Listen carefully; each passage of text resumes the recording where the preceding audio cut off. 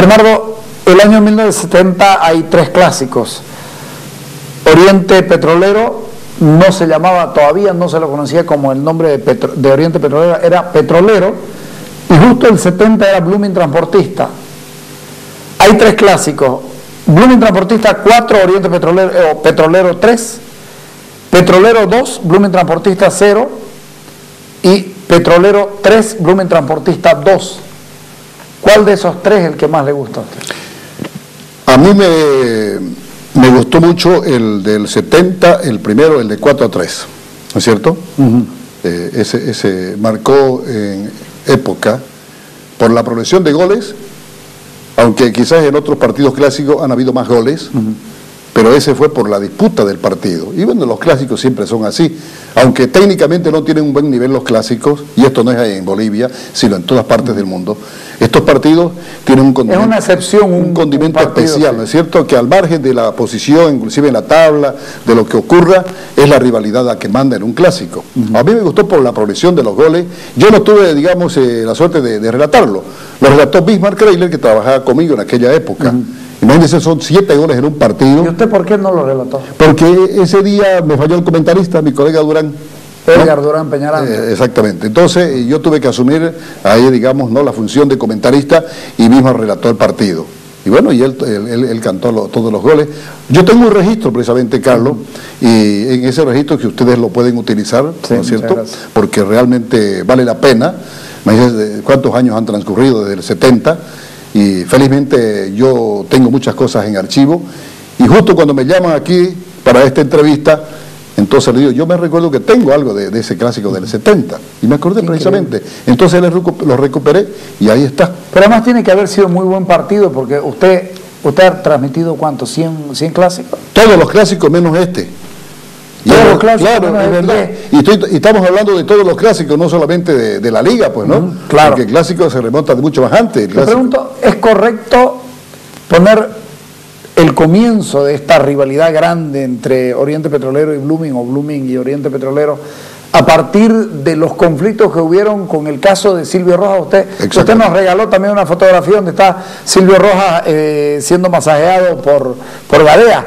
Ahí comienza la verdadera rivalidad, porque antes era Blooming Destroyers, que no llevaba mucha gente, no había un partido que sea de rivales tan grandes. Bueno, el clásico cruceño indudablemente nace con Destroyer y Oriente Petrolero, o Destroyer Blooming, perdón. Sí. Destroyer Blooming. Pero ¿qué pasa después que Destroyer sale campeón 2 años en forma consecutiva en el fútbol de la primera división de la ACF en aquella época?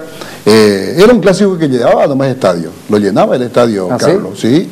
Claro, era menor capacidad, menos habitantes tenía también Santa Cruz en aquella época. El estadio era bajito. Claro, entonces no eran las graderías que tenemos ahora. Usted transmitía en una gradería de madera, ¿se acuerda? Nosotros transmitíamos al frente en la General.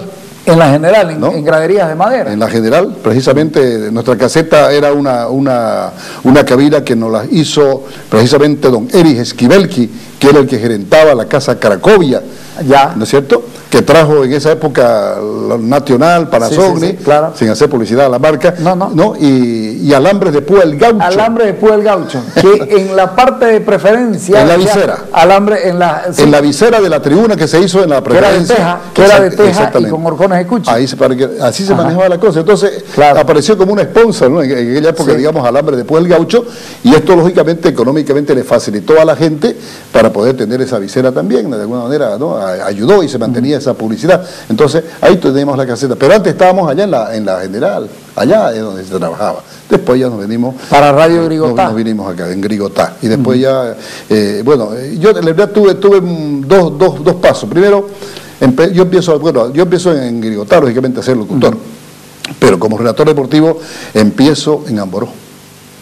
Ahí empiezo. En Amboró. Claro, pues yo de Grigotá me fui a Amboró y de ahí y después trabajó en las dos también. Después trabajé en las dos. Sí. Es que no se podía de otra manera, ¿no? Entonces se ganaba muy poco. Entonces, y como no teníamos la opción y la posibilidad, nos los permitía la reglamentación de telecomunicaciones en esa época, trabajar 3 horas en una radio y podíamos trabajar 3 en otra. Entonces nos compartíamos para poder ganar unos pesitos más. Entonces esa es la historia en cuanto a esto. Ahora, los clásicos, Destroyer Blooming Transportista, que fue después. Entonces se mantuvo, pero fue fugaz ese clásico. Pero sí tuvo también, ¿por qué no es cierto?, su público, el hincha asistía al estadio y llenaba los estadios. El caso que menciona Carlos Valverde en este momento, Silvio Rojas, el problema que hubo, ¿no es cierto?, no vamos a profundizar en eso porque sería largo, pero ahí nace, ¿no? Pero ahí nace precisamente el conflicto, ¿no es cierto? La rivalidad se da por la disputa en mesa. Exactamente, entonces nace la rivalidad y ahí, como Destroyer se cayó también, futbolísticamente hablando, va cayéndose y entonces van naciendo también ya Blooming y Oriente cuando comienzan a traer gente del exterior, ¿no es cierto?, a reforzar, y ahí viene esa época realmente que para mí fue la mejor época del fútbol, ¿no es cierto?, aunque semiprofesional, pero sí fue una época tremenda. Pero mire lo que había en Blooming, estaba Capu y Luisinho. Claro. Y en Oriente estaba Toniño y Dedé. Y después llegó Jesús. Claro, y después llegó Jesús, claro. Es que eran dos equipos que realmente llevaban público por esos jugadores. Y no vamos a hablar solamente de Capó y Luisinho, ¿no es cierto?, en Blooming. Estaba Edson. Estaba Edson, que es un mediocampista de un gran talento. Pocos jugadores con la capacidad, porque en realidad era un volante de contención, ¿no? Claro, pero... Y sin embargo había que ver cómo repartía tenía mucho talento ese jugador. Era rubio, ¿no? ¿No es cierto? Era talentoso, ¿no? Iba hacia adelante, era un apoyo para la ofensiva. Y bueno, y Benquique... Germán Benquique en la punta derecho. Benquique endiablado, ¿no? Sí. Y bueno, lo teníamos al chico Jurado también. De Terlino Jurado. De Terlino Jurado, era otro de los jugadores de Blooming. Y en la punta izquierda también estaba Igasi. Bueno, pero Chichi viene después ya. Pero está en ese partido. Claro, pero Bramini... Chichi era peladito. Claro, estaba empezando. Sí, Bramini que no tenía tamaño, como dicen, para arquero, pero era muy bueno, pero muy bueno. Se vestía de negro. Claro, y Jiménez era el arquero de Oriente. El arquero de Oriente, Ladilao, como cuando llega Jiménez acá a Santa Cruz, el tema ustedes lo conocen, lo de Jiménez, ¿no? Cómo llegó a Oriente Petrolero. Carlos Valverde ha sido también en su momento dirigente de Oriente Petrolero y sabe la historia de Jiménez. En realidad, Ladilao se viene aquí se hace arquero. Él tenía ya su... Él era estafeta del coronel Medina. Vino a prestar su servicio militar aquí, presente con el coronel Medina, frente al Coliseo, ahí vivía el coronel Medina, ¿no?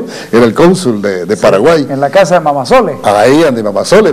Bueno, ahí ha sido realmente, bueno, la sede, dice, de muchos futbolistas, pues, ¿no? Que venían especialmente del exterior.